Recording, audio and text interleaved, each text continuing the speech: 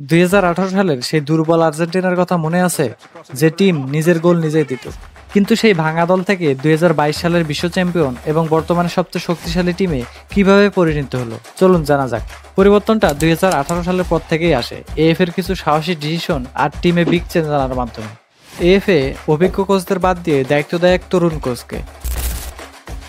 অনেকে হাসাহাসি করেছিল, কেউ ভাবেনি এই অচেনা মানুষটি আর্জেন্টিনার ইতিহাস পাল্টে দিবে।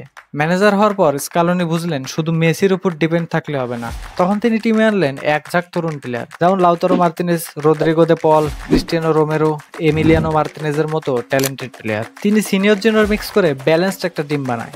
আর এর ফলে 2021 সালে তারা ব্রাজিলকে হারিয়ে কোপা আমেরিকা জেতে, যেটা আর্জেন্টিনার আত্মবিশ্বাস আবার ফিরিয়ে আনে।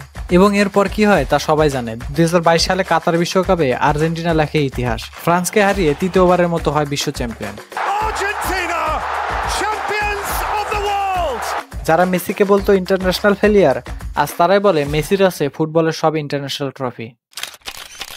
তাই বলা যায়, সঠিক মানুষ যখন দায়িত্ব পায় তখন সে অসম্ভবকেও সম্ভব করে তোলে। সাবস্ক্রাইব।